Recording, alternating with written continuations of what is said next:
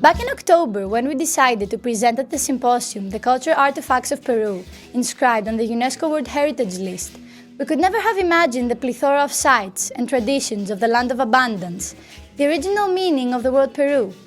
Peruvian culture and civilization are about history, lifestyles, values, and attitudes. So we started this journey through time and space, and we hope that you enjoy this journey with us.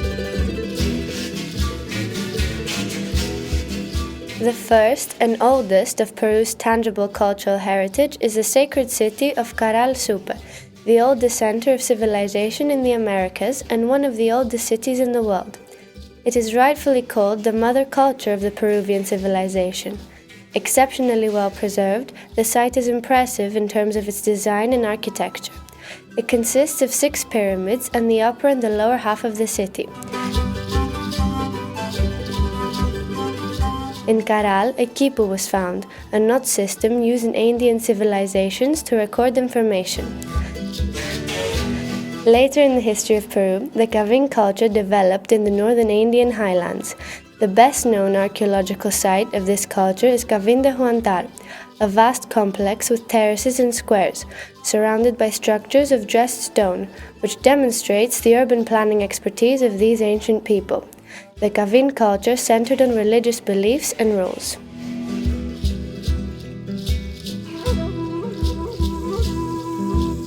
Traveling a few thousand years after the decline of the Chavin culture, a series of localized cultures rose and fell on the coast. Among these was the civilization of Nazca people.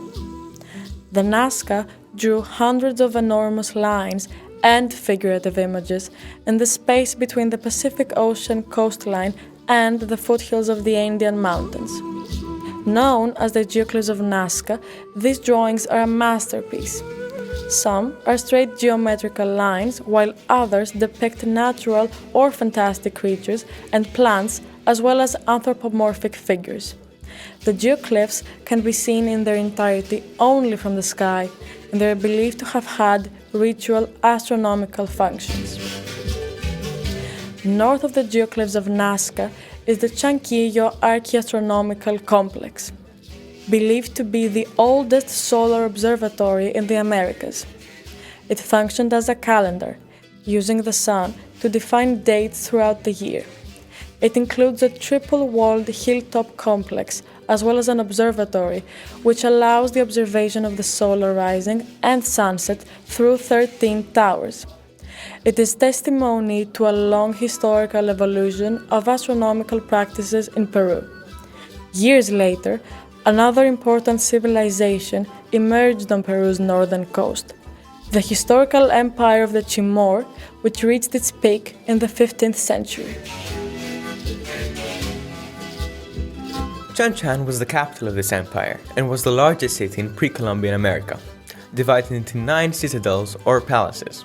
Within its high, thick walls, there are many buildings, including temples and houses, decorated with friezes representing abstract motifs, anthropomorphic and zoomorphic subjects.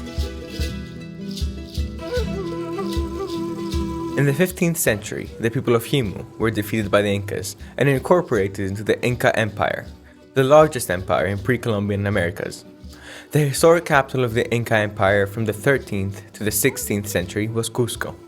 Situated in the Peruvian Andes, Cusco developed into a complex urban center, surrounded by areas of agricultural, artisan, and industrial production. When the Spaniards conquered Cusco in the 16th century, they preserved the basic structure, but built Baroque churches and palaces over the ruins of the Inca city.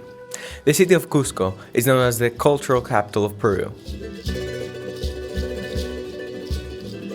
The Incas were also known for their extraordinary road system under the name Capatñan, an extensive communication network of roads covering 30,000 kilometers, showcasing unique engineering skills in most varied geographical terrains. The Capatñan was used over several centuries by caravans, messengers, armies, and whole population groups. An amazing urban creation of the Incas, and probably the most significant tangible legacy of their civilization, is the world-renowned Machu Picchu. built in the 15th century when the Inca Empire was at its height. Standing in the middle of a tropical mountain forest, its natural setting encloses the upper Amazon basin with rich flora and fauna. Machu Picchu was abandoned by all people during the 16th century, almost 100 years after it was built, when the Inca Empire was conquered by the Spaniards.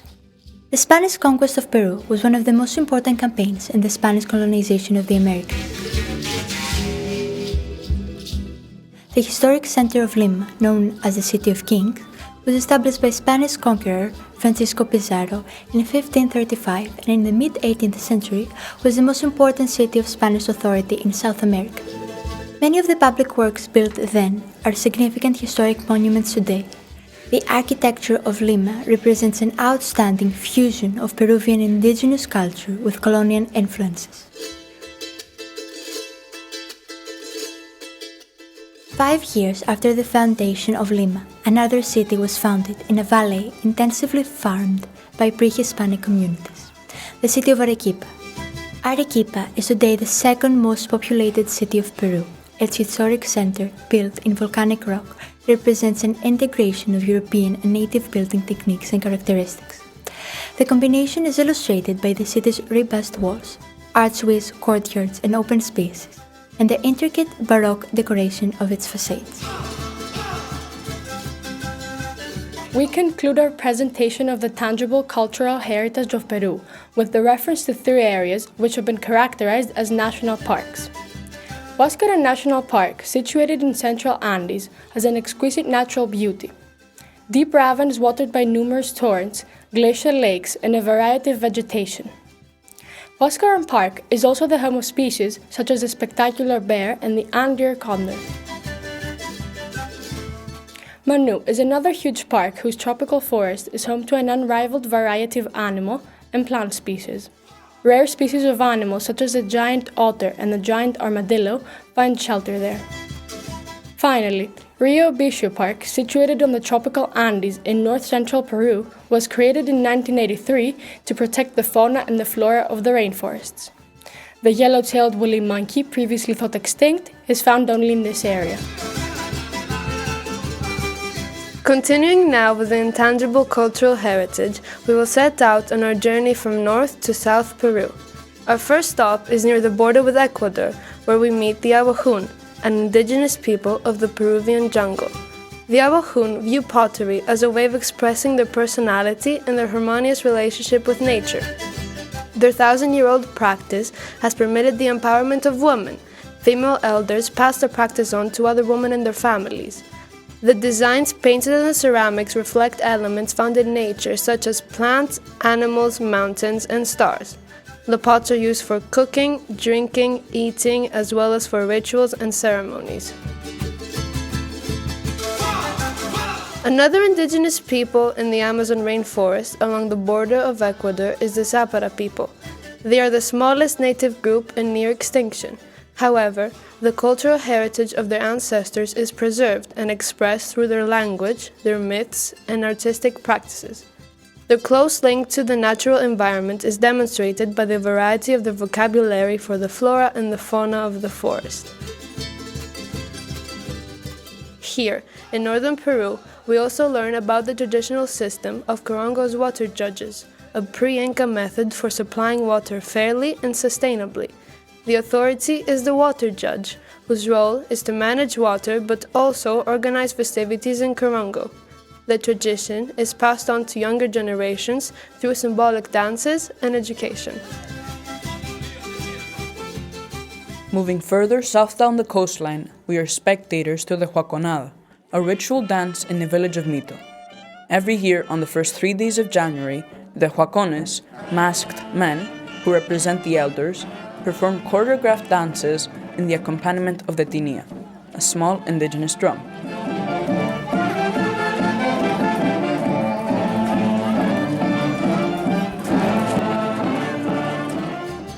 We now travel to the Peruvian south-central coastline, in the department of Ica, to listen to Hatajo de Negritos and Hatajo de Pajitas, singing and performing dances at Christmas. The men and the women learn these dances at a young age.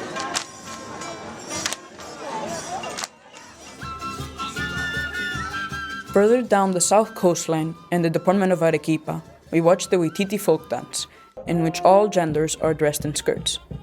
According to tradition, this custom began when men of the region first dressed in traditional women's clothing to defend their village from invaders or to come close to their sweethearts. This dance is a celebration of love and a playful opportunity for families to connect.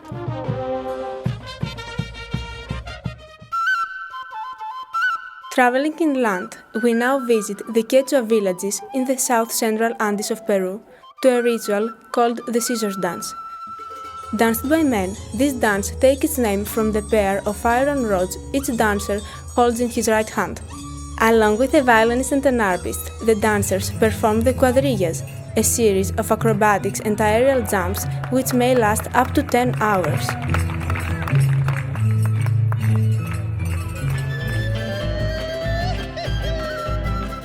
To the south of Cusco, we come to the Quechuachaca rope bridge above a canyon of the Apuramac River, one of the last Inca hand-woven bridges. Using traditional Inca techniques, the indigenous people of the Quechua villages renew this bridge every year. The bridge is a bond between the communities, nature, tradition, and history.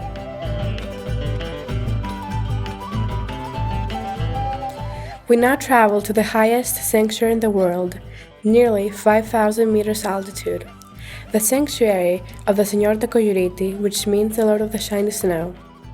In this worship, elements of Catholicism and pre-Hispanic nature gods are blended. Tradition requires walking to and from the sanctuary in only 3 days, while carrying crosses and images of the deities. We continue our journey down Peru's southern Amazon forest, where we meet the Huatzpey, another indigenous ethnic group singing the Ashuva songs. In their language, they are Kambut. According to their tradition, the Ashuva songs were learned directly from the forest's animals and are sung to invite nature spirits to treat illness. Ashuva songs are at risk of being lost and need urgent safeguarding. We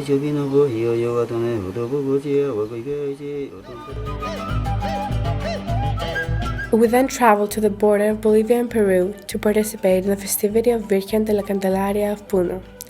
It lasts 2 weeks and attracts visitors from all over the world.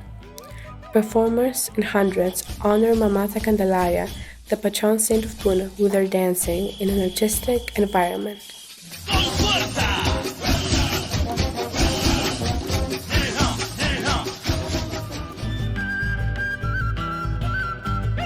Continuing to the south of Puno, we found the Aymara communities of Peru.